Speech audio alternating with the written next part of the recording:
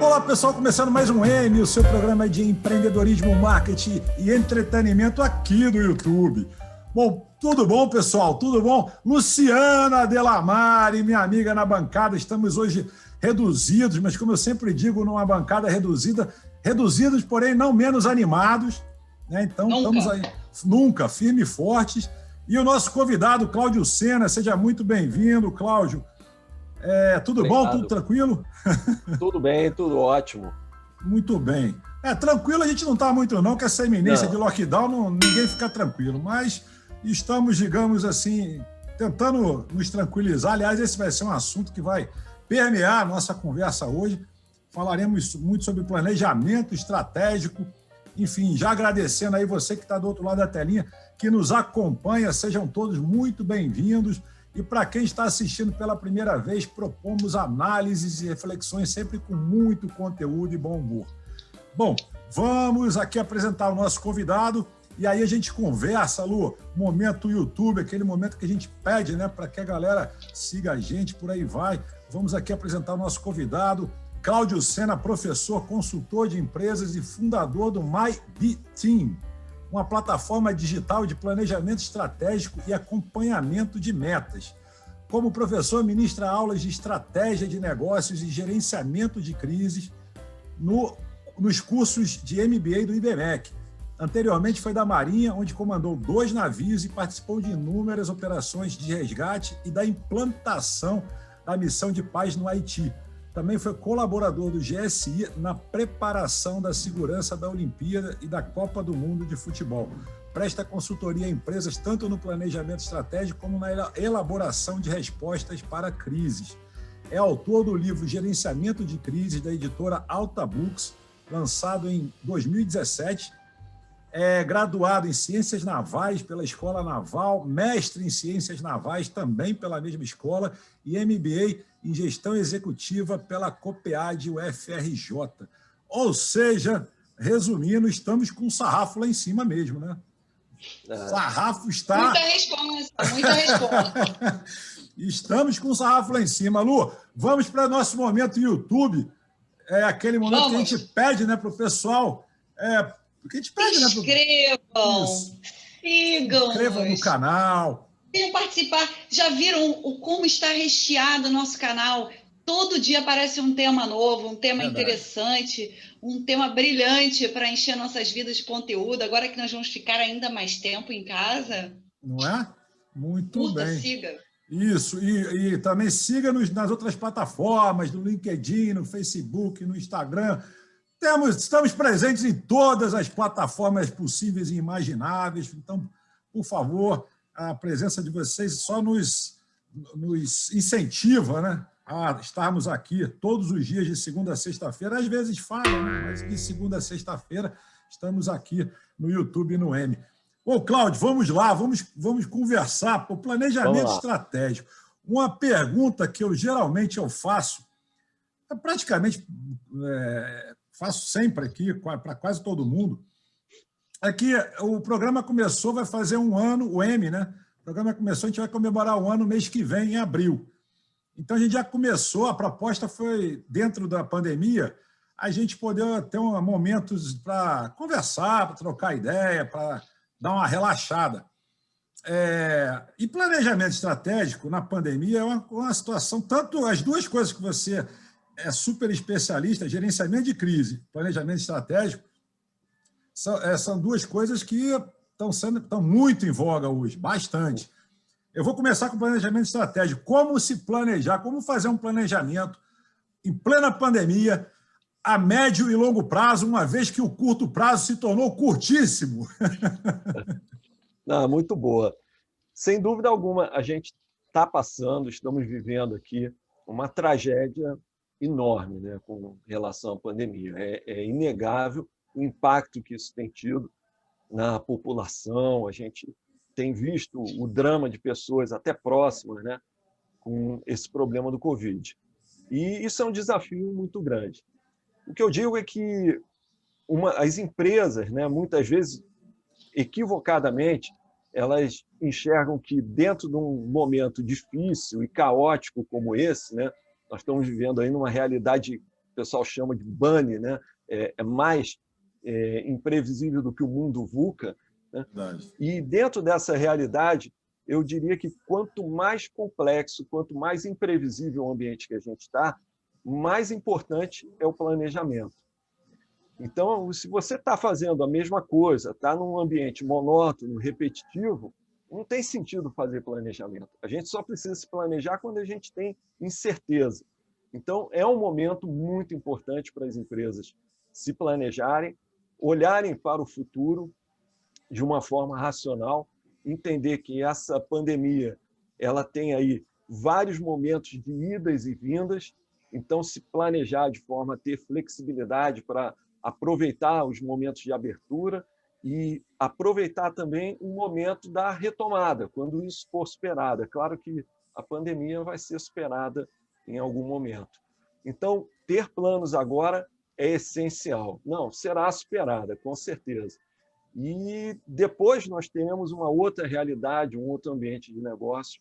E estar preparado, olhar para esse futuro próximo e o futuro um pouquinho mais distante, pode ajudar muito as empresas a passarem por esse momento com maior segurança, com menos ansiedade nas suas equipes. Então, sim, planejamento é imprescindível, né, nesse momento caótico e desafiador da pandemia. Boa. Bom, mas o planejamento que a gente tem feito é bem curto prazo, né? Porque hoje a gente falar do... O que seria normal, você falar de 1 ano, 5 anos, até mesmo 10 anos, fica difícil porque você não sabe hoje o que vai acontecer na semana que vem. Seria mais ou menos isso que a gente fala muito na nossa empresa de comunicação e marketing. Os clientes estão em polvorosa. Hoje, por exemplo, todos estão em polvorosa, de vários segmentos, inclusive. Inclusive de segmento de alimentação, que não, às vezes não é tão afetado quanto, por exemplo, eventos, né? Que eventos acaba geral, né? Fecha tudo. Então, tem alguns segmentos que não tem conversa, fecha mesmo. E segmento também de confecção, né? O pessoal que tem os PDVs, os pontos de venda e tal, também serão fechados. Então, a gente está tendo uma convergência muito grande para o digital, para a tal da transformação digital, que é uma coisa... Se antigamente você tinha alguma relutância, né, no ambiente digital, hoje é uma questão de sobrevivência, ou eu estou enganado? Não, você está corretíssimo, né? A crise do Covid ela proporcionou uma aceleração digital que estão estimando em termos de 10 anos. Ou seja, a gente está fazendo em 1 ano e meio, 2 anos, aquilo que demoraria 10 anos para ocorrer. A verdade é que todas as empresas, todos os negócios estão sendo empurrados para o mundo digital, né? Ou você entra nesse mundo digital, ou então você vai acabar morrendo, porque realmente é muito difícil você manter um negócio hoje que não tenha uma pegada, um pé, uma viabilidade digital. A questão é, mesmo tendo essa incerteza em relação ao curto prazo, a gente tem que olhar de forma bem serena e tranquila e pensar quais cenários vão existir depois que a pandemia passar. Então, isso vai afetar todos os ramos de atividade econômica. Então, a área de moda, de confecção, foi muito afetada. A gente tem que pensar o seguinte, ok, estamos passando um momento difícil, como nós podemos sobreviver agora fazendo a venda digital, online? E tem empresas que estão saindo muito bem nisso. Elas estão criando ali canais muito personalizados para os vendedores têm contato com os antigos clientes. Então, eu mesmo recebo aqui de uma loja que eu compro regularmente, o vendedor de mês em mês entra em contato, já fiz compras com ele diretamente pelo WhatsApp. Então, é uma mudança de postura muito grande no curto prazo. O que as empresas precisam pensar e se planejar? Quando acabar a pandemia, como que a gente vai voltar a vender? Será que vai voltar tudo como era antes? Eu acredito que não. A gente vai precisar pensar em manter alguns canais digitais ativos e, com certeza, muitos clientes vão continuar preferindo comprar pelo modo online. Então, é verdade, a gente tem que acelerar essa transformação digital, mas não fazer a transformação digital de modo apressado ou simplesmente com foco na tecnologia. É muito importante essa transformação, ela ter o foco no cliente e proporcionar mais valor para o cliente. Então, o que eu vejo é que tem empresas que estão investindo dinheiro em ferramentas, em tecnologias que, na verdade, não são úteis para o cliente.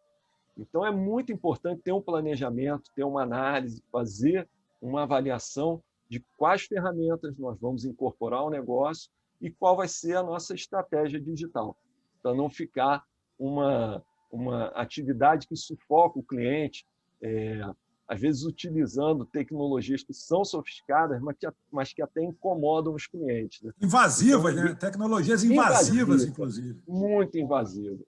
A gente vê aí... O pessoal usa a publicidade como se fosse a principal estratégia, né? E que muitas vezes é um tiro no pé. Tiro no pé. Exatamente, exatamente.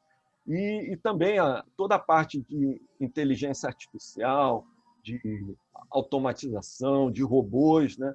É muito ruim você ter um contato totalmente virtual, né? Você não ter ali o lado humano para interagir, né? Então, tem determinados serviços que vale a pena você fazer esse investimento. Eu ia te perguntar exatamente isso. A gente está saindo de uma era da uniformização para ir para a customização. Até que ponto a gente não vai, como cliente, demandar mais humanização na prestação do serviço?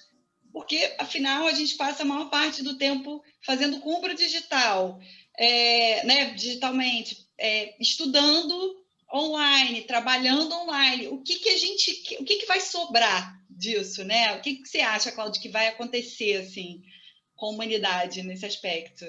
Não, eu acho que cada vez mais a gente vai procurar serviços que tenham uma pegada mais humana, que seja ali, você tem um interlocutor que seja transparente, que seja assim, bem humanizado, né? Então, uma coisa que a mim particularmente incomoda muito, eu acho que é uma péssima estratégia, é criar uma chamada por telefone robotizada e que tenta te enganar para fazer parecer que é uma pessoa do outro lado. Né? Então você recebe, eu me sinto enganado. É tão bom ouvir isso, porque eu pensei que eu fosse a única pessoa. Não, isso é péssimo. Péssimo. É péssimo. Né? Você se sente enganado. O que essas empresas... Porque, na verdade, o que a gente está falando aqui é que elas estão tirando... E eu acredito que essas empresas estejam completamente na contramão daquilo que a gente esteja falando, porque eles estão monetizando tudo e tudo vira KPI, né? É uma loucura. Então, assim, no fundo, eles acabam analisando e falando assim, qual é o custo da oportunidade ou o que eu vou ganhar nessa história toda para que justifique o meu mau atendimento e que mesmo assim eu ainda saia bem dessa história. Eu posso ajudar um pouquinho nessa, que eu estou escrevendo meu terceiro livro que fala sobre atendimento. Quer dizer, eu já falei isso aqui várias vezes e eu ia lançar no ano passado, Cláudio, só que aí com a pandemia eu tive que acrescentar mais capítulos com relação ao atendimento digital, que até então, até 2019, não tinha esse boom de atendimento digital. E o atendimento, agora, né, que a gente está vivendo esse boom de atendimento digital, é engraçado, porque todo mundo estava atrás de tecnologia, de atendimento rápido, aquela coisa. E você vê que o consumidor, né, o seu público-alvo, o consumidor quer um atendimento humanizado. A vantagem competitiva, né, se a gente pode citar aí, do Porter e por aí vai, Isso. é exatamente pessoas quererem falar com pessoas e não falar com máquina. Eu acho que a máquina pode até funcionar como talvez uma primeira triagem, uma coisa assim, mas você conversar com a máquina é a coisa mais irritante, principalmente quando você está querendo, você está insatisfeito com aquela marca, você está querendo alguém para te dar um acalento, né, para te falar alguma coisa, para resolver teu problema, porque a máquina não resolve, a máquina ela é programada, ela, né? E o tom que a gente fala quando também está meio invocado não é um tom tão cordial, a máquina às vezes entende como se a gente tivesse, enfim, como se a gente estivesse conversando num tom tranquilo. Então eu comecei a perceber que o atendimento humanizado, hoje, ele está mais desumanizado do que antes. Né? Desumanizou ele hoje, quando era para ser mais humanizado. É verdade. Não, aqui, abriram um hotel com atendimento com robôs, todo robotizado. Foi na Ásia. Isso é bem coisa de asiático. Na asiática adora fazer esses testes assim. E acaba virando tese de sociologia depois, né? Verdade. O estabelecimento não sobreviveu. Não sobreviveu. As nossas telecoms aqui, todas elas, não tem uma telecom que vem uma pessoa falar contigo. Todas elas são automatizadas, são bots. E outras áreas também, a área fintechs, essas fintechs, os bancos, a área financeira, é tudo robotizado. E aí fica uma coisa complicada, né? Porque eu acho que aquela chavezinha da pessoa entender, né? Como diz o Simon Sinek, né? Que clientes são pessoas, né? Colaboradores são pessoas, empresas são pessoas. Se você não entende pessoas, você não entende negócio. Então, fica uma coisa na contramão, não, Cláudio, do que se deveria ser, na verdade. Eu acho que a gente tem aí um problema grande no ambiente de negócio. São duas questões. Primeiro, o excesso de informação. É muito ruído. Né? Então, as pessoas são sobrecarregadas com informações. Você abre o LinkedIn, abre os canais do YouTube, todo mundo falando de inteligência artificial, de automação, transformação digital, e você se vê pressionado a fazer esse movimento, muitas vezes sem entender bem onde você está pisando, qual vai ser aquele retorno do investimento que você está fazendo. Então, essa sobrecarga de informação e de pressão pela transformação digital é um problema. O outro problema é que as pessoas ficam deslumbradas com a tecnologia. Né? Então, olha a tecnologia, isso é sensacional, quero na minha empresa.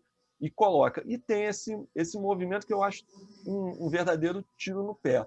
Você desumanizar o atendimento, principalmente no momento da pandemia, que as pessoas estão ansiosas, as pessoas estão tensas, isso daí é muito ruim. E o que eu acho pior de tudo é a empresa robotizar o atendimento e fazer de forma a querer te enganar que é uma pessoa. Né? Então, é aquele que liga para você, alô, Cláudio? Aí você tem sim, tudo bem? Não, aqui é fulano de tal, da operadora tal, e às vezes até simula digitando no teclado. Quer dizer, o objetivo daquilo é o quê? É me enganar? Não vai me enganar, eu sei que é um robô e que está ali fazendo, às vezes, até um marketing muito invasivo, muito agressivo. Né? Então, eu acho que isso daí é um investimento ruim. Eu já estou até listando, ainda faltou tempo para escrever, são os 5 pecados da transformação digital. Né? Então, é fazer esse investimento simplesmente deslumbrado pela tecnologia e sem avaliar o que realmente o seu cliente quer e como vai ser o teu relacionamento com o cliente. Então, existe aí uma sobrecarga. É claro que tem negócios que é até melhor você fazer de forma automatizada, de forma virtual. Por exemplo, encomendar comida no restaurante, eu acho muito mais prático usar um aplicativo do que telefonar para o restaurante. Também acho, concordo. Você não corre o risco da pessoa lá anotar errado e tal. Mas buscar um atendimento, uma oferta de serviço através de um robô, eu acho que é uma coisa que incomoda demais as pessoas. Concordo. Olha, a gente estava conversando em off, o Cláudio. A Luciana estava conversando exatamente, agora vamos entrar na parte de gerenciamento de crise. A gente vai ficar tocando a bola de um lado para o outro, planejamento estratégico, gerenciamento, até porque a gente está, uma coisa puxa a outra. Eu estava conversando com a Luciana, essa aí agora vai ser oficializado, vai começar aqui na cidade do Rio de Janeiro, para quem não é do Rio, vai começar agora, a partir de sexta-feira, e termina até o dia 4, vai até o dia 4 de abril, um lockdown mais severo, né, enfim, com restrições bem duras. E a Luciana, ela é diretora executiva do Vale do Café Conventions e Visits Bureau. A gente estava conversando aqui em off que uma ação dessa, por exemplo, ela que representa, sei lá, 18, né, 16, 18 municípios, uma coisa assim. Na verdade, a região ela tem 15 municípios, mas a gente representa, como entidade de classe, representa os empresários da região, que são 120 empresários hoje que compõem nossa carteira. Né? Aí vê o que uma ação dessa de 10 dias vai refletir, né, para esses empresários da região lá do Vale do Café. Estou dando um exemplo que a Luciana está aqui. Podia dar vários exemplos. Quer dizer, é uma pancada, um soco no fígado que a gente torce. Não tem planejamento que resista. Gestão de crise, planejamento, rapaz, que situação delicada, não? A gente entrou com 20 anos de planejamento, que é uma coisa já bem difícil de se ver no Brasil, porque não tem planejamento a longo prazo, assim, não conheço só empresas multinacionais, enfim, mas não é muito praxe um planejamento há 20 anos, e nós fizemos um planejamento há 20 anos. E aí, de repente, veio a pandemia. Então, assim, foi uma lição de humildade, né? Porque a gente imaginando, nós somos o único convention bureau, talvez, não sei, no primeiro ano de fundação, já ter um plano estratégico há 20 anos e, de repente, né? Blão, blão, blão, blão. Foi muito certo. E aí, a gente teve que correr atrás de tudo isso. Mas eu queria até te perguntar, né? Dentro desse contexto nacional, assim, pelo seu currículo, que eu vi que você é um homem da disciplina, né? Realmente do planejamento desde o início da sua carreira na Marinha, e eu acho que é muito importante alguns valores que nós não estamos cultivando no nosso dia a dia, que vêm justamente de uma patente ou de uma estrutura verticalizada, como foi o caso dessa, que talvez tenha sido a sua principal escola, né, tanto a nível profissional quanto pessoal. Eu queria saber de você o que a gente poderia ter feito melhor, de repente, nessa gestão de crise da pandemia, num contexto, claro, nacional, e que, de repente, a gente pode usar na segunda onda, e que, de repente, estão tentando usar nessa segunda onda. Não sei, queria de repente, ter uma ideia, de um entendimento de um diagnóstico que você poderia fazer, Cláudio.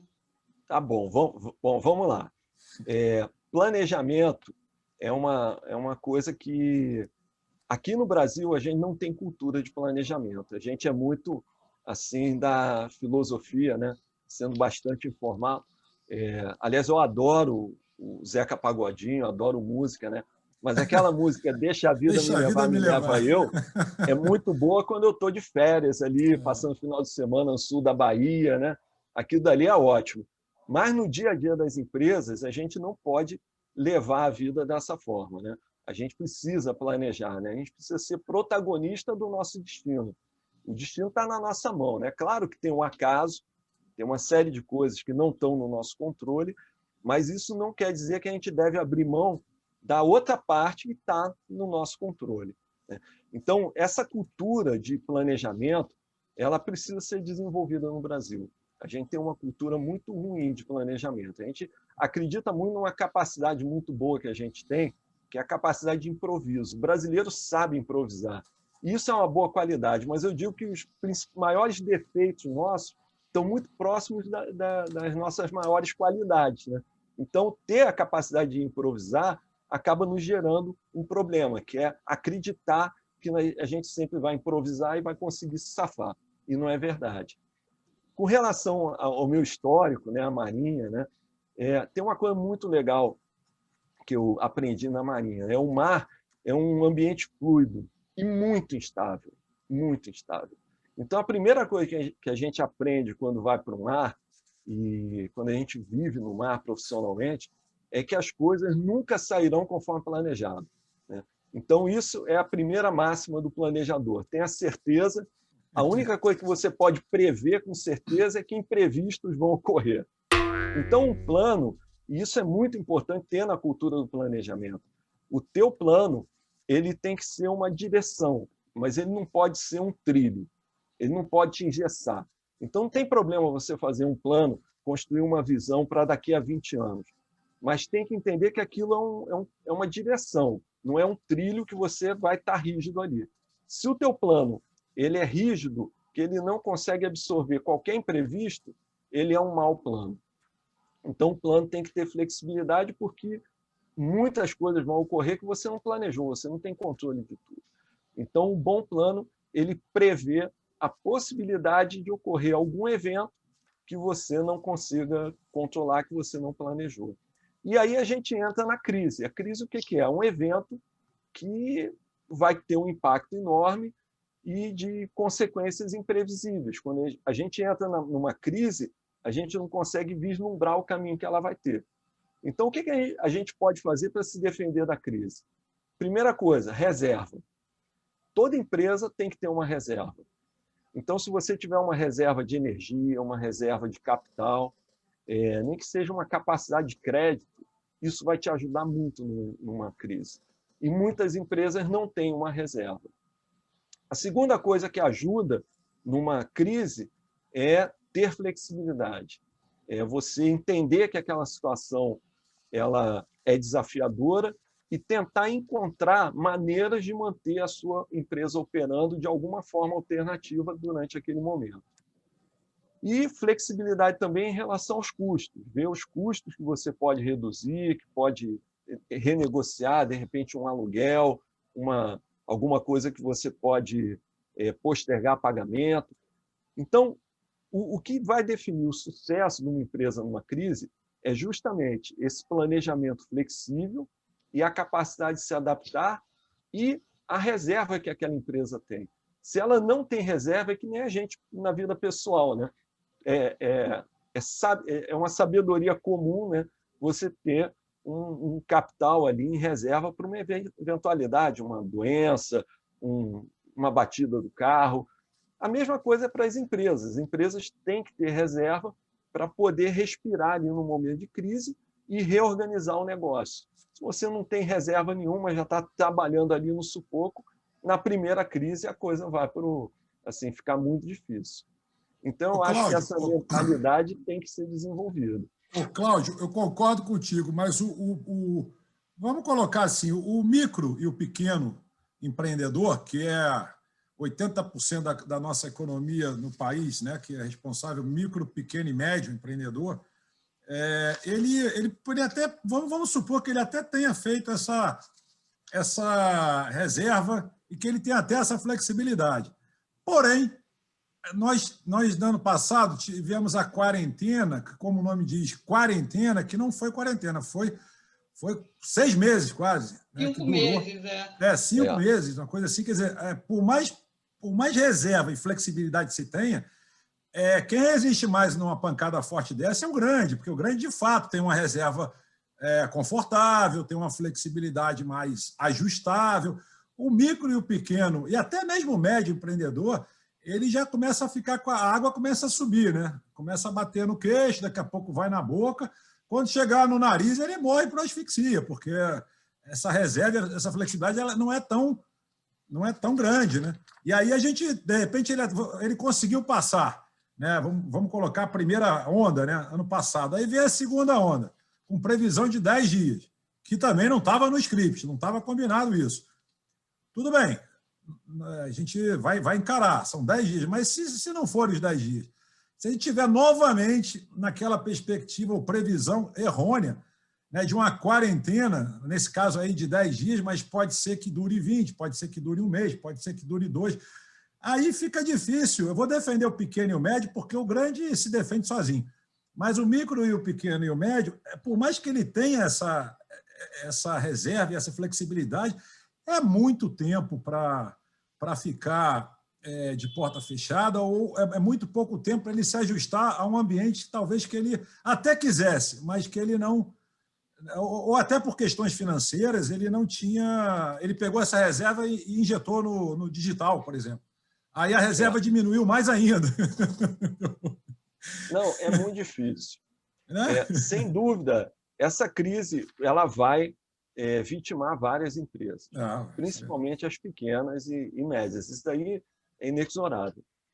Algumas atividades foram mais impactadas. Eu diria que teatro, cinema foram muito impactados e, sem dúvida... Turismo, né? Turismo também foi Turismo, outra, né? hotelaria, né? Hotelaria, eu diria que até teve um momento muito difícil, mas teve uma retomada ali no período de novembro, dezembro, né? E agora está numa situação mais difícil. Não, voltou. Eu acho que o setor que tá. Tudo é uma questão de planejamento. Se a gente conseguisse imaginar, dentro de um contexto de segmentação turística, que existem áreas estratégicas para, inclusive, usar, e eu fiz uma análise SWOT, e realmente a gente tem uma oportunidade que nós não tivemos em décadas de desenvolver o turismo regional, porque o nosso turismo regional, especificamente no estado do Rio, é pífio, é muito ruim. Então, nós teríamos oportunidade agora, dentro de um contexto de planejamento estratégico, fazer melhorias na infraestrutura para viabilizar o acesso, não só o acesso, mas também cativar quem está perto e quem mora dentro da região a circular, pegar o carro e passear, ou quem está no Rio de Janeiro, passar um final de semana com a família em algumas regiões inexploradas, porque... E realmente há uma... A gente falou, né? As empresas, também o poder público tem a tendência a pensar e imaginar que só fazendo propaganda a gente resolve o problema. E que essa é uma parte, né, eu costumo dizer que, e é verdade, né, você vai poder falar até com mais propriedade, a gente só pode fazer propaganda do que está muito bonito, do que está muito bonito, do que está muito bom, porque senão vira propaganda enganosa. É verdade. Não é, Cláudio? Não sei. É verdade. Como é que a gente faz propaganda de uma coisa que não tá, né, top, não está pronta? Não, sem dúvida, você tem que ser transparente e respeitar o cliente, né? Então, a pior coisa que tem é aquela propaganda de um hotel que na imagem ali parece fantástico, mas quando você chega lá, não é nada daquilo. Então, nunca enganar o cliente, né? Mas, nesse momento da crise, sem dúvida, algumas atividades, o turismo é uma delas. Causou um dano muito grande, precisou aí um esforço muito intenso para que as empresas de turismo, hotéis, conseguissem se manter, sobreviver esse período de fechamento.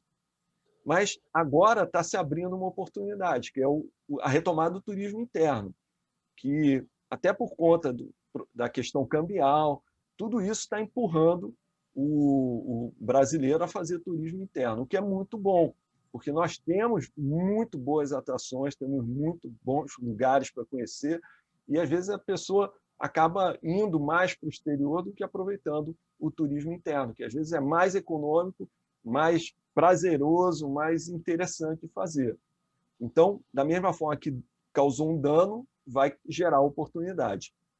Mas, num momento de instabilidade como esse, é muito difícil para uma empresa pequena, média e até mesmo grande prever como vai se desenvolver essa crise, quanto tempo vai ficar.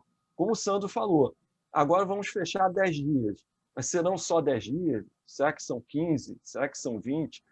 Então, é importante, nesses momentos, a gente fazer o planejamento que conte com cenários. Então, mesmo uma empresa pequena deve construir os seus cenários, que são possibilidades de futuro.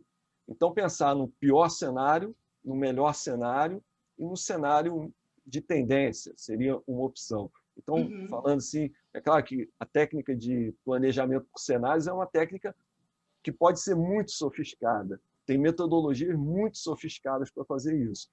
Mas, mesmo um pequeno empreendedor, ele pode trabalhar com cenários. Poxa, e se acontecer o pior cenário? A gente ficar fechado 2 meses.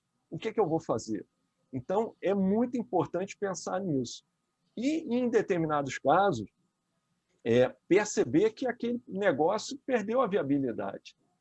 Então, isso ocorre. Muitos negócios deixam de ser viáveis por causa de uma pandemia. Uma pandemia vai acelerar tanto a finalização de alguns negócios, como vai gerar novos negócios. E eu sei como é difícil isso, porque a gente se apega muito a um negócio que a gente criou, que a gente trabalhou. Vamos supor que você construiu ali uma loja, aquela loja, poxa, foi reconhecida pelos clientes do bairro, localmente. Você se apega emocionalmente naquilo. Você tem a sua equipe, tem pessoas envolvidas ali. Mas, muitas vezes, você tem que fazer uma análise racional e entender, olha, esse negócio perdeu a viabilidade. Não adianta insistir que vai causar mais prejuízo. Então, tem que saber fazer uma análise de cenários e friamente analisar se realmente aquele negócio tem condição de sobreviver. Se ele tiver alguma condição de sobreviver, vamos tentar mantê-lo vivo. Mas, se não tiver condições, é melhor tomar essa decisão mais rápido e partir para uma outra alternativa, porque você vai acabar tendo uma perda e um dano muito maior. Então, essa análise tem que ser feita de forma muito racional. Eu sei como é difícil você chegar a essa conclusão. Eu estou criando uma startup agora e ela faz parte do meu dia a dia 24 horas por dia, 7 dias na semana, né? Então, a gente se apega naquilo, é que nem um filho. Eu já não devia mais me meter nessa aventura, né? Eu já não tenho idade. Pô, o que você vai? Não, tem uma startup. Não, você não é bem aquela pessoa que a gente espera, né? Mas, enfim, a gente se apega muito emocionalmente aos negócios, né? E é muito difícil tomar uma decisão. E ainda bem que tem emoção, né? Porque eu vou citar um exemplo que aconteceu no Vale do Café, que eu tenho muito orgulho de dizer, porque isso é prova de resiliência, flexibilidade, criatividade, que são os soft skills que a gente adquire numa situação, né, adversa. E um dos empresários, que é dono de uma bela fazenda histórica, tinha um cafezal, tem um cafezal. Uhum. E no ano passado, entre claro, a escolha de Sofia, entre escolher demitir os funcionários e oferecer para esses funcionários a oportunidade de permanecer no estabelecimento e participar do trabalho na colheita, ou seja, você trouxe uma componente também de reatividade e os próprios funcionários precisaram adquirir novas competências, polivalência, que é uma coisa que eu acho que aqui no Brasil não existe, né? Ou pelo menos é muito pouco estimulada por conta das nossas questões jurídicas. Então, eu acredito que a gente tem que rever todo esse conceito, inclusive os próprios funcionários, né? A mão de obra, ela precisa entender que o empresário não é o vilão. Ele teve que tomar uma decisão baseada em emoção, porque ele falou, Luciano, eu tinha funcionária grávida, eu tinha funcionário que estava aqui desde a abertura, há 20 anos, tinha pessoas que eu gostava muito e não queria me desfazer. Então, numa conversa, nós entramos num consenso, e entre a demissão e trabalhar na lavoura, né, porque acaba sendo um trabalho na agricultura, eles optaram por ajudar. Então, eles tiveram um sucesso enorme, porque o café é muito premiado, acabou sendo ainda mais premiado, porque a maioria das mulheres que fizeram o cultivo também foi um diferencial. Então, realmente é uma prova de resiliência, uma beleza, né? Envolver o coração nessas decisões. Não, você está certo, é muito bacana quando a gente consegue criar dentro de uma empresa esse sentimento de pertencimento na equipe, essa transparência e essa honestidade entre os donos da empresa e a sua equipe, né? Quando tem essa ligação, valores, essa conexão, né? São valores, né? Uma valores. liderança ali transparente, mas isso a gente não consegue do dia para a noite, né?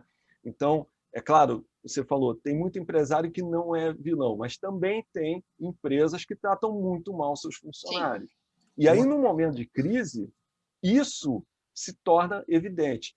O que a gente vê é que aquele probleminha que está meio escondido, que é meio imperceptível, Quando chega a crise, aquele problema vira um problemão.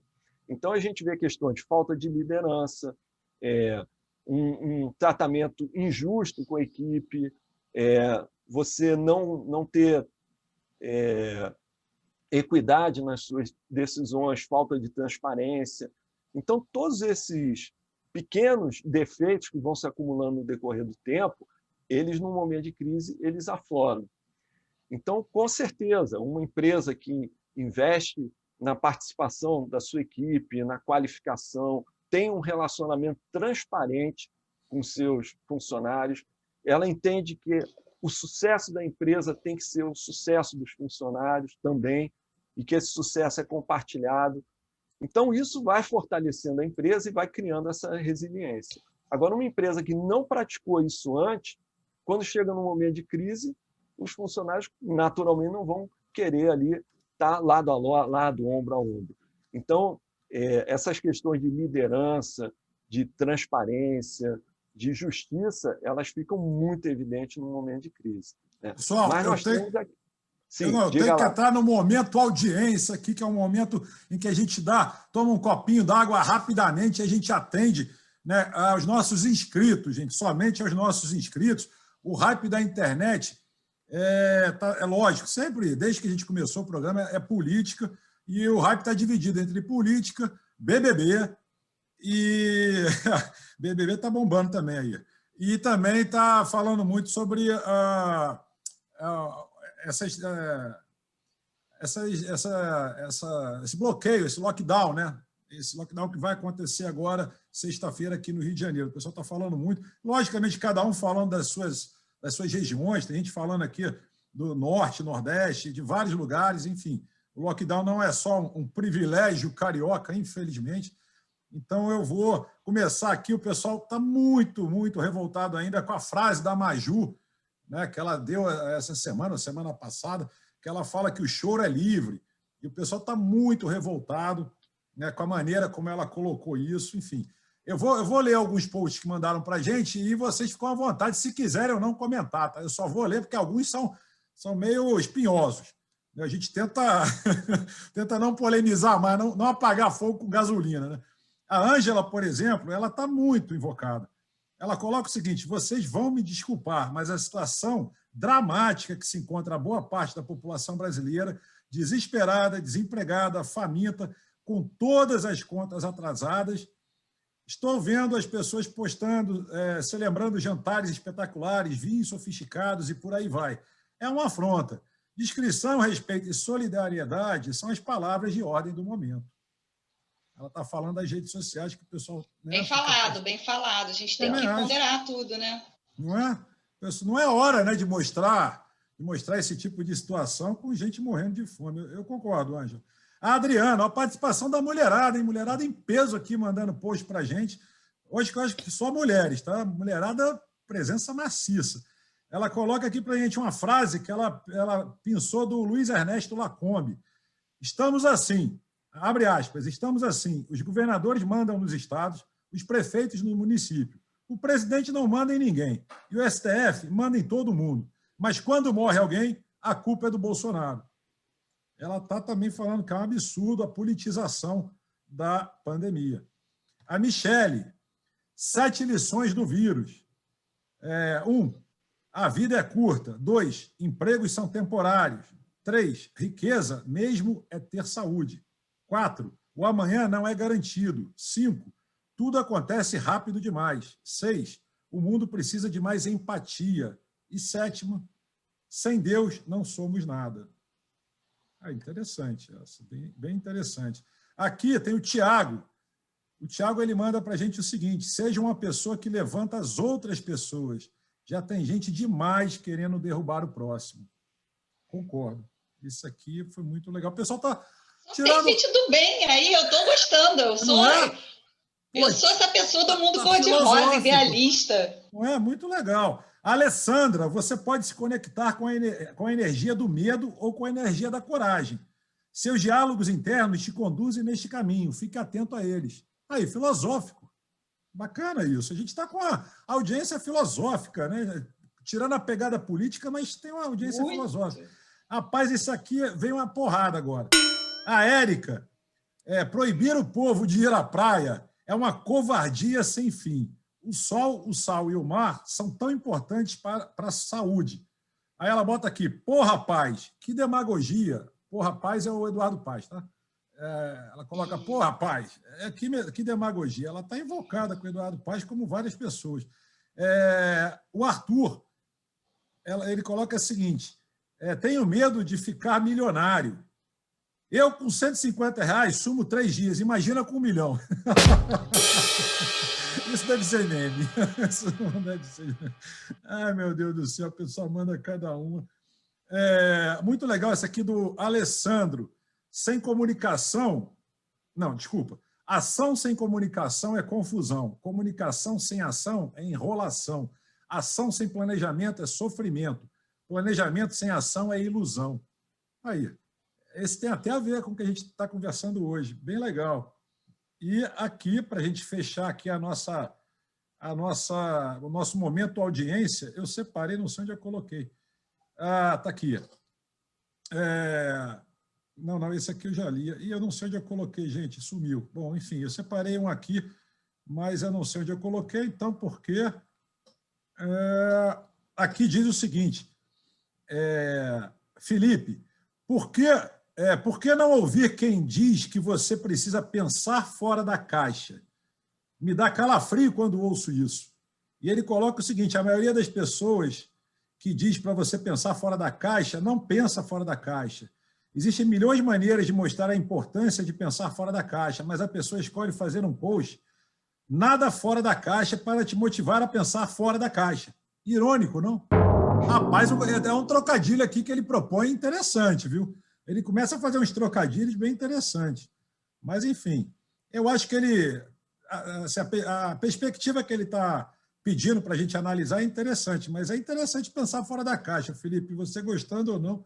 É legal você sair um pouco daquela zona de conforto sua, né? Até na academia, eu sou também professor universitário, para você validar, né, uma tese, validar uma dissertação de mestrado, é sempre bom você sair do seu ambiente de estudo, sair dessa caixa, né, digamos assim, para você poder ter aquela visão diferenciada e você não deixar se contaminar pelo que como você dizia, está estudando. voltando aí ao romantismo, como dizia Vinícius de Moraes, quem de si não sai vai morrer sem amar ninguém. Aí. Rapaz, o negócio tá bonito. Bom, fechamos. Adoro Luciana, essa frase. Maravilha, fechamos lindamente nosso momento audiência. Muito bom, muito bom. Bom, vamos lá. Eu queria fazer uma pergunta que eu guardei aqui.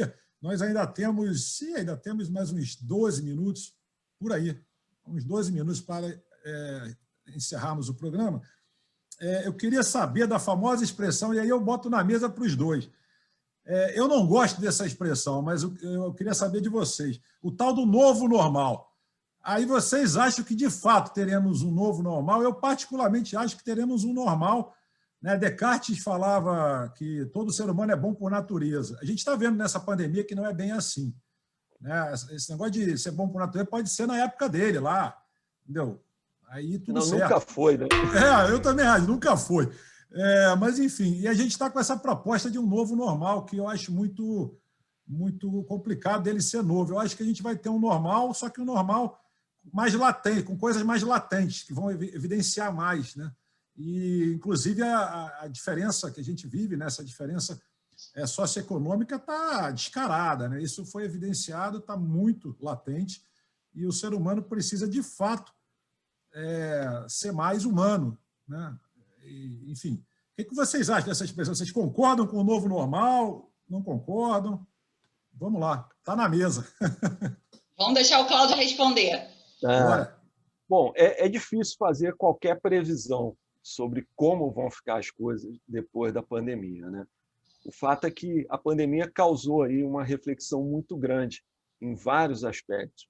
Um deles, a globalização, essa dependência, interdependência de insumos, com cadeias logísticas muito esticadas. Isso daí é uma coisa que está sendo questionada e eu acredito que depois da pandemia vai ter um realinhamento. Outra questão é a própria o aspecto social, né? Como que a gente se relaciona, como que a gente trata o cliente, a transparência, a nossa vida nas redes sociais também, né? Essa responsabilidade que a gente tem num momento de dor como esse, entender que quando a gente coloca uma foto, uma imagem na rede social, tem pessoas que estão passando por um momento totalmente diferente do seu, né? E como que a gente lida com isso, né? O quanto que uma pessoa, às vezes postando uma imagem de uma festa, de um jantar, ela está incomodando uma pessoa que está passando por um momento muito difícil. E também, como que a pessoa que está passando um momento difícil convive com essa enxurrada de informações e consegue entender, não, cada um tem o seu momento, cada um está vivendo uma realidade diferente. Então, a gente ainda anda muito confuso com o relacionamento com essas novas tecnologias, com as redes sociais. Na verdade, a gente não aprendeu ainda a usar essas ferramentas de forma sábia, né? Então, eu acho que, depois da pandemia, será muito bom a gente fazer uma pausa, refletir sobre o que a gente aprendeu com isso e como que a gente pode construir um mundo melhor. Eu acredito no progresso, eu acredito que quando a gente se junta e busca solucionar os problemas, a gente consegue construir o progresso. E o progresso é um mundo melhor para todo mundo.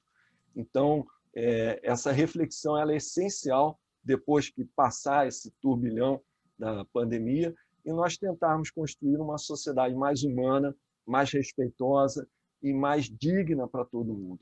Então, acredito que essa reflexão vai ocorrer e ela vai transpassar todos os setores, o setor público, os governos, a justiça, a própria legislação deve sofrer um realinhamento, o relacionamento pessoal, a vida privada, as empresas, tudo vai precisar de uma reflexão. Eu ainda não sei como vai ficar, mas eu tenho certeza que a gente vai buscar fazer uma realidade melhor do que a gente tinha antes. Legal. Bom, eu torço para isso. Estamos torcendo para isso. Luciana, você quer falar do seu novo normal ou está alinhada com o Cláudio? Não, muito alinhada. Eu acho que eu tenho uma visão disruptiva da normalidade. Eu acho que o questionamento agora não é o que é normal, qual é o novo normal, mas é o que a gente aceita, né? O que a gente vai ter que... Ou como a gente vai aceitar a falta de caráter, a injustiça, a falta de empatia, né? Como que a gente vai lidar com isso? Essa semana eu até vi uma frase de Martin Luther King falando justamente que se você é conivente com uma situação que te abale, né, que fira os seus valores, se você se mantém calado ou omisso com relação a isso, é como se você estivesse participando. Então, realmente, a gente precisa se politizar, a gente precisa se conscientizar mais da importância das nossas vozes e que realmente nós juntos temos um poder e uma força muito grande. Então, o que você falou, Cláudio, é factível. Acho que a gente vai sentir que é preciso ser mais humano, ser melhor, porque as cobranças virão nesse sentido. Nós temos que nos proteger e proteger o próximo. Então, é isso mesmo, melhorar. Boa. Gente, vamos lá, nosso momento dica de livro. O único momento que a gente combinou nesse programa foi esse momento agora, momento de dica de livro, que a regra é não ter regra no programa, é ser uma coisa mais descontraída, né? É ser uma coisa mais informal. Então, vamos comer. Ladies first? Vamos lá, Luciana? Vamos lá na sua dica de livro? Me deu um clean, eu não tinha decidido ainda qual livro que eu ia dizer, mas quando o Cláudio falou em aleatoriedade, eu pensei no Leonard Mlodinow. Como é que é o nome dele? Ele é um físico americano e ele lançou esse livro que se chama O Andar do Bêbado. Esse livro é uma delícia, a leitura, já tem muitos anos que eu li, mas eu acredito que ele esteja sempre muito atual, já que os físicos e os matemáticos são sempre os mais visionários e realmente não modificam muito seus padrões, porque eles observam muito a natureza antes de definir qualquer coisa. Então, essa a minha sugestão. Muito bom. Cláudio, vamos para a sua sugestão. Fica à vontade. Pode até dar 2, se quiser. A gente aqui... Então vou aproveitar. É sempre bem-vindo. Eu vou de 2 aqui. Bora. Bom, um livro que eu acho sensacional para um momento de crise e de instabilidade que a gente está vivendo, que é O Antifrágil, do Nassim Taleb. É um livro que eu acho sensacional, eu sou fã do Taleb. Ele também é matemático, né, estatístico, como vai na mesma linha da Luciana. E para fugir um pouco das ciências exatas, eu sugiro já um livro com uma pegada mais humanista, mais na área de humanas, que é o Steven Pinker, O Novo Iluminismo, né? Então, ele é um defensor dos valores iluministas, né? De todo esse momento que transformou o mundo, né? Que foi o iluminismo, e ele é um cara que defende muito essas ideias e relembra a gente da importância, né, desses valores iluministas. Então, fica aí a dica, o Novo Iluminismo e o Antifrágil. Eu vou aproveitar, então, na sua carona, Cláudio, eu também vou de 2. Eu vou no Simon Sinek, Comece pelo Porquê. Eu acho esse livro muito legal, você começar a pensar nos porquês. Você que está começando a empreender, que já está empreendendo, estamos passando uma pandemia, e aí começar a pensar nos porquês, como até o Cláudio já comentou aqui nos planejamentos, né? O certo é que não tem nada certo, né? Tudo pode acontecer, e pensar nos porquês. Eu acho que conseguindo as respostas de alguns porquês, você consegue ser mais assertivo, né? Ou pelo menos errar menos, né? Digamos assim. É um livro bem interessante. E outro livro, aliás, é um livro que está na moda ainda, esse Comece pelo Porquê.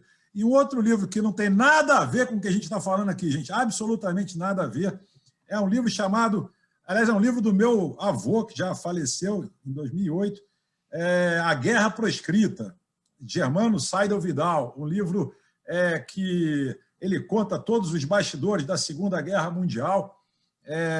Ele foi pracinha, né? Ele foi da FEB, da Força Expedicionária Brasileira, na tomada de Monte Castelo. Então, é um livro que conta os bastidores da guerra para uma pessoa que estava na guerra. Não é uma pessoa que ouviu falar nem nada, não. É uma pessoa que estava na guerra, presente na guerra. E ele tem várias pessoas aqui que já elogiaram o livro, já falaram do livro. Dentre eles, na época, o Barbosa Lima Sobrinho, presidente da ABI, que diz o seguinte: a guerra proscrita não é apenas uma denúncia bem documentada sobre o esforço que o Brasil fez, sacrificando sua economia e a vida dos pracinhas na Segunda Guerra Mundial. É também um estudo profundo da geopolítica que aspira, antes de mais nada, a alcançar um estágio de civilização que condene qualquer forma de guerra entre as nações. É muito legal o livro, para quem curte o assunto, né? Porque hoje parece que voltou bastante o pessoal falar da Segunda Guerra, é um assunto que está muito em voga aí, o pessoal conversando bastante. Eu indico, não é só porque é do meu avô, não.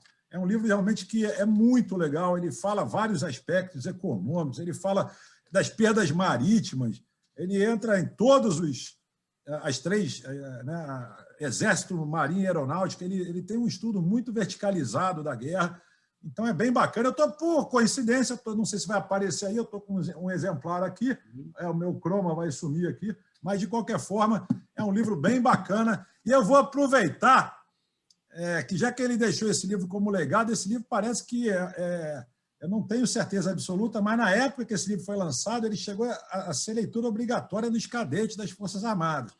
Não sei se ainda está, mas eu sei que é um livro bem, bem legal. Então, assim, eu vou aproveitar para você que está nos assistindo e por acaso, queira o livro, livro físico, tá? Não é o e-book, não, é livro físico. Os 5 primeiros aí que comentarem aqui no YouTube, não vale comentar em outra plataforma, usar a hashtag Guerra Proscrita, a gente manda para você um livro na faixa de graça. Olha aqui, livro de graça, rapaz, é difícil, hein? Livro de graça não é mole, não. Como a gente tem um acervo muito grande desse livro, e lugar de livro é exatamente onde as pessoas querem, né, ler. Né? Livro não foi feito para ficar na prateleira. Então, os 5 primeiros que comentar aqui no YouTube, aqui embaixo, na plataforma aqui do YouTube, com a hashtag Guerra Proscrita, levam de graça. A gente entra em contato e envia esse livro para você, que é um livro muito legal. Acho que não tem ele em e-book, até tinha na época, mas eu acho que não tem. Meu avô, quando faleceu, o boom do e-book estava estava começando ali e tal, aí eu acho que não chegou. A gente até... É uma pena que não tenha, mas, enfim, o físico... Eu gosto mais do físico do que do e-book. Cada um com seu cada um, né? Então, é isso aí. Fica a dica de livro. E agora sim, entramos na reta final do M de hoje. E, rapaz, entramos na reta final. Eu vou pedir, então, para que a Luciana faça as suas considerações finais, né? A gente deixa sempre o convidado para fechar um grande finale e dizer para o pessoal aí do outro lado que está vendo aqui, eu todo marcado, gente, eu não briguei não, tá? Isso aqui foi uma cirurgia que eu fiz para tirar excesso de gordura embaixo dos olhos, das pálpebras.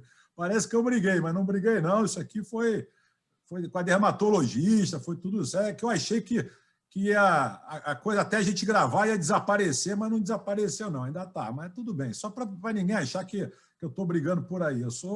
Aliás, tem uma coisa muito legal, o ativismo ativo, essa expressão, o pessoal da FEB, né, o pessoal que voltou, né, da guerra e tal, eles cunharam essa expressão ativismo ativo.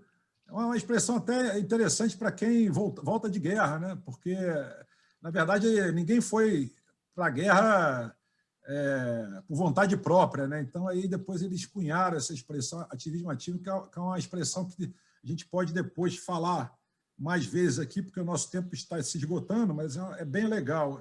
Ou seja, é uma expressão bacana, onde eles defendem o entendimento entre as nações e não a guerra, né? Se guerra resolvesse as situações, já tínhamos resolvido várias coisas que, na verdade, só pioraram, né? A gente vide aí as últimas, as mais recentes. Bom, vamos lá, Luciana. Está contigo, considerações finais, deixando o nosso convidado por último para encerrar naquele grande finale que nós sempre falamos aqui.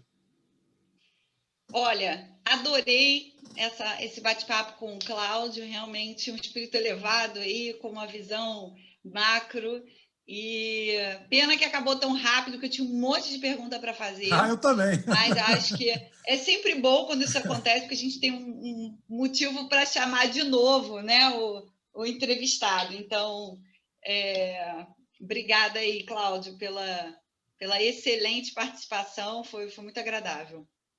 E o gostinho de quero mais é sempre legal, porque aí a pessoa que está nos acompanhando até agora, com 1 hora de entrevista, deixar esse gostinho de quero mais é muito bacana. Então, Cláudio, já fica o convite para você voltar mais vezes. De fato, ficou muita coisa. A gente aqui tem muita, a gente não mostra para os convidados, mas tem um roteiro aqui, e conforme você vai respondendo, a gente vai aumentando. Né? Vai aumentando. Exatamente. Vai aumentando. E acaba que ficou não deu tempo de falar tudo que a gente gostaria. Então, fica já o convite no ar para você retornar, né, para a gente continuar essa resenha muito legal. E a gente costuma dizer que nós não fazemos convidados, fazemos amigos. Então, seja sempre muito bem-vindo ao M e fica à vontade para encerrar o nosso programa de hoje. Bom, Sandro, muito obrigado pelo convite, foi um prazer. Já aceito o próximo convite, pode só marcar, a gente volta, vai ser um prazer, foi muito agradável. A Luciana também, foi um prazer te conhecer, foi muito bom o nosso papo. E é aquilo, eu acho que qualquer oportunidade que a gente tem para dividir o conhecimento, né, é importante. Quanto mais a gente divide o conhecimento, mais ele cresce, né, porque a gente se nutre dessa divisão. E hoje, nesse momento tão dramático, tão difícil, né, falar um pouco sobre planejamento, falar um pouco sobre racionalidade e tentar ajudar as pessoas a encontrar caminhos que sejam viáveis para sobreviver, para buscar novas oportunidades, é muito importante. Então, eu agradeço muito a oportunidade e desejo a vocês muita sorte, muito sucesso e a todos os que estão assistindo também. E se quiserem mandar perguntas, estamos aí à disposição. Tá? Joia. Muito obrigado, Cláudia. Muito obrigado, Luciana. Eu adoro esse momento quando eu digo mais um programaço. Muito obrigado por você que está na telinha. Lembrando que estamos sempre, toda semana, de segunda a sexta-feira, aqui no M no YouTube. A gente se vê. Beijos e abraços. Tchau, tchau, pessoal. Valeu. Muito bom.